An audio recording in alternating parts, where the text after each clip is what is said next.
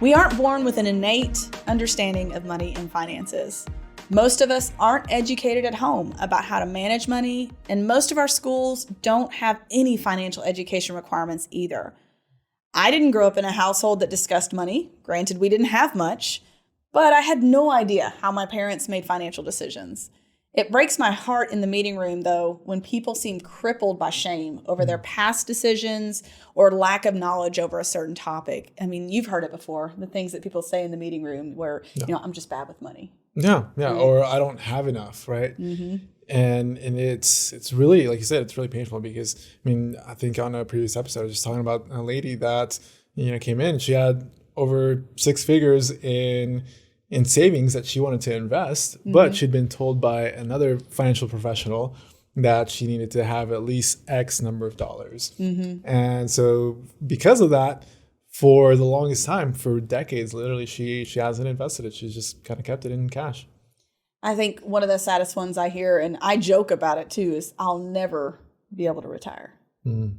And the other one, I know you're going to say it was dumb of me, but here's what I did. I have a client who consistently will say, I know you're going to say this was dumb, but, and I'm like, well, hey, if you thought it was dumb, maybe you should have talked with me about it. But regardless, yes, you may have done something before, but you can't control what you've already done, like from this point forward. And knowing you, it's not that you've ever told him, that was dumb or anything. Not once. And most of the time, the things that he thinks I'm going to be upset about, they weren't anything that other people haven't done before either. So it's not like he was doing something that was just outrageous. Yeah. It's not like we really hear anything new at this point. Yes, it's nothing new under the sun. So we're going to be talking about, the title of this one is There's No Shame in the Financial Game. But what we're talking about is how to overcome financial shame and that sense that you've just messed up. How do you move forward? How do you get past that so that you can work towards financial independence for yourself? Yes. So our first kind of recommendation to you is going to be acknowledge it. We all know we've made bad decisions in the past. So why hide it? Yeah. And I laugh because I feel like, we were at, one of these coaching or self-help meetings or something. like you can the first do it. step to doing just this. Pay me however much per month, right? Yeah. No. The first thing you've got to understand is you shouldn't shame yourself over things you didn't know. Let's start there. If you did not know that there were these things called IRAs, I are one. So when I started working at Gem Wealth, I had never heard of IRAs. And I had done Financial Peace, but that week where he talked about investing, I was sick and kind of glazed over it when I was reading it myself. Yeah. So when I saw retirement, I went, oh, well, that's stuff people have at work. And I didn't work in a career that had retirement accounts. So in my mind, it just was not something I was going to access until later in my life. I didn't know about them. That doesn't make me a bad investor that I didn't use them. If you didn't know about how to use credit to your advantage and you made mistakes, that's okay. You can change what you do going forward, but you got to get past that moment of shame. Yeah. And then here's the concept. It's that you shouldn't shame yourself about things that you didn't know. Right. And the thing is that you're not alone. All of us have made financial mistakes, including financial advisors. We've all done it. Right. But the way that you become successful is by learning from those mistakes and not letting them cripple you. Yes. So part of acknowledging it is taking stock of your decisions, of your finances. What are the habits that you have that, positive or negative, have an impact on your financial independence? You've got to take stock of that before you can make any adjustments. And there are apps, there are programs to help you identify weaknesses. Your financial advisor may be a great resource for that. We've got a whole program around helping you identify weaknesses so that you can then educate yourself. Yeah. So our MoneyWorks program is exactly that. It's an online based platform that you can get started by just doing a few questions. Right? It takes less than 5 minutes and it will literally guide you into say, okay, here are your biggest areas of opportunity and here's how to grow in that. Right. So yeah, lots of tools out there. We have MoneyWorks but there's plenty of really great tools out there to be able to help you on that journey. And the key to acknowledging it and moving forward is you just got to be honest with yourself. You can't just blow off the things that are shortcomings. You've got to own them, so that you can move on from them. So the first step, again, of getting past the shame is acknowledging it. All of us make mistakes in every area of our life at some point. So don't panic. Another thing I talk about on a regular basis, I'm sure at this point, is my vehicle is currently at the car dealer getting maintenance. I don't know how to change the oil on my vehicle. I'm sure I could figure it out, but I don't care to figure it out. So I have professionals help me with that. If you find that this process, this first step is overwhelming, there are financial professionals that can help you, our team being one of them. But finding somebody who can get you over that hump or maybe help you if it feels overwhelming, find the one place to get started with. That's a great way to get going on this journey too. Yeah. And the thing is, we mentioned you shouldn't be upset yourself for, something that you didn't know, right? And the thing is that everybody has blind spots, right? We all have those things that we don't know, Yes. Right? So one of the best things to do is to get around people that are wiser, that are better at, X skill than you, so that they can help you see those areas that you don't know and again, make you aware of those things. So once you've acknowledged those weaknesses or those areas of opportunity, the next step is to manage it. So you've identified areas to focus on, find resources that you have available to help you create logical steps to move forward. So again, we talked about apps before, we've talked about MoneyWorks. One thing we haven't talked about is mentorship. Yeah. So, everybody needs a mentor, right? Whether it be, for your own personal life, whether it be like in relationships or whether it be in sports or, any endeavor, right, where you're looking to improve, you should have a mentor for those things because, we talk about how even Michael Jordan had a coach, right? The best basketball player of all time, right? And that's because, no matter how good we are, there's always things that we can learn. And a lot of the times it takes somebody else to see those things in us that we need to know. And what things should people be looking for in a mentor when it comes to their financial independence? Yeah. So whenever, are you talking about just their financial independence? So, obviously somebody that is not going to be condemning, right? Somebody that's not going to be shaming you, for your past mistakes. So, you talk about, this guy that feels a lot of shame, and probably a big reason is because he's been shamed in the past. Yes, I have a client who did not want to come in. His wife forced him to, and about halfway through the meeting, he softened a lot. And he leaned over and he goes, "She's really smart." And I knew I had him finally. But I asked him towards the end of the appointment, I said, "What had you so hesitant to come?" And he said that he had been in other advisors' offices and they lectured him about his decisions. My view is you can't control what you did in the past at this point. You can only control what you do from this point forward.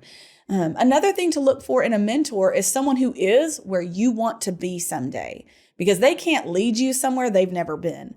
So if you've got a friend who doesn't make wise choices financially, they're probably not going to be a good accountability partner when it comes to your decisions. Yeah, exactly. It's like if you're wanting to quit drinking, but your best friend goes to the bar all the time. It's just not going to work. That's not where you want to be. Yes. So you can use apps to help you identify where to focus in. You can speak with your advisor, or if you're interested in our MoneyWorks program, reach out to Mark. He is spearheading that for us. And then finding a mentor that can help you would be great. At your job, if you have a 401k or a pension program or something, there's usually going to be somebody who's kind of the expert. They might be a great place to start. And then once you've identified what you want to focus on first, it's time to start collecting educational resources.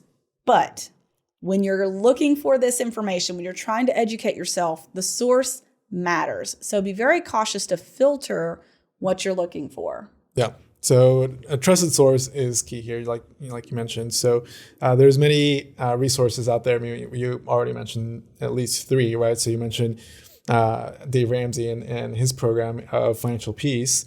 All right. We also have Talking Sense, our show here, and MoneyWorks as well. As the programs and resources that you have available to you, and many of these come free of charge. Some of them have additional services that you have to pay for. is dependent upon the level of assistance that you need. And there are plenty of podcasts out there and websites.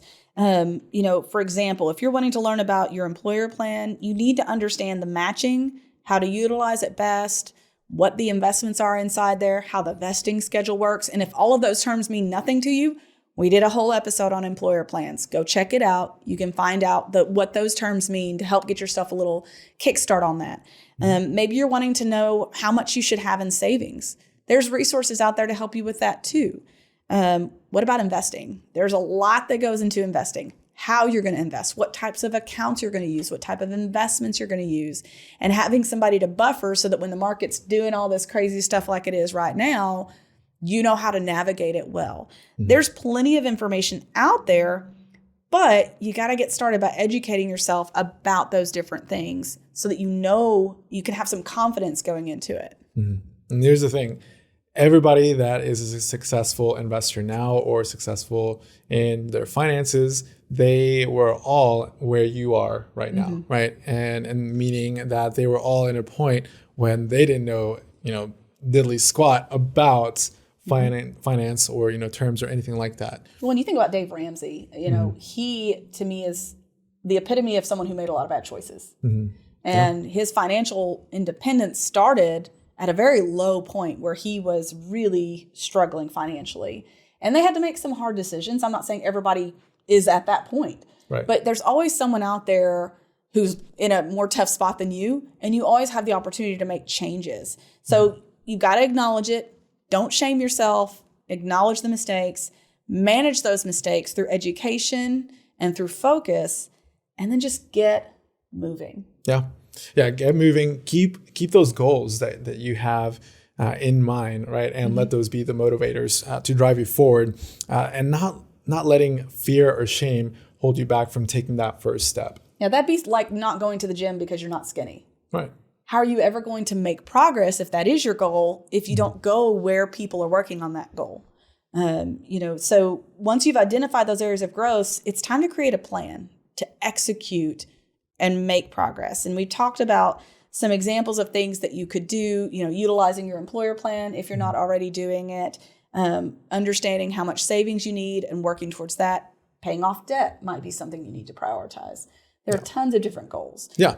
And that's where, that mentor relationship or that service, that resource that you're using, where that comes into play to generate that plan for you. Because a lot of times it can be daunting to know, okay, what is my first step, right? So that's where that comes into play. And I think even if you've identified what step to take, for instance, let's say debt management, there are a lot of different strategies that people have used when they've come in the room and you talk to them. Many people, it's what we call a gunshot approach. They'll pay a little extra on everything with the intent of paying each thing off a little earlier. But there actually is a more efficient way to do it. They're investing, but maybe they're investing in a way that isn't appropriate for their goals or their timeline. So just because you've identified an area to focus on doesn't mean that you're ready to but you've got all the information you need. So better to do something than nothing, but it's okay to take a moment and really think of that plan of attack before you actually get started. Yeah. So kind of like you mentioned, you've got the main categories that you've got in this, right, or areas are, debt, savings, and as well as, your retirement plan. So your investments. So just kind of look through those areas and identify, okay, what is my next step in these, right? And some, like retirement savings, may be things that you're not fully ready for, right? And you might want to take care of other things first. But going through that is definitely, a good way to take time and make sure that you've got that in place. If you've ever met with anyone on our team, we're a place of understanding and education. Those are important to us. And you can't change decisions you made in the past, but you can educate yourself, accept accountability, and make progress towards a better future for your financial independence. And shame and fear have no place in your financial journey. And the antidote for both of those is education and the application of your experience. So if you're struggling with either one of those, please consider taking the next steps, right, toward finding freedom and work towards your financial independence. It may take time, right, but you'll never regret it.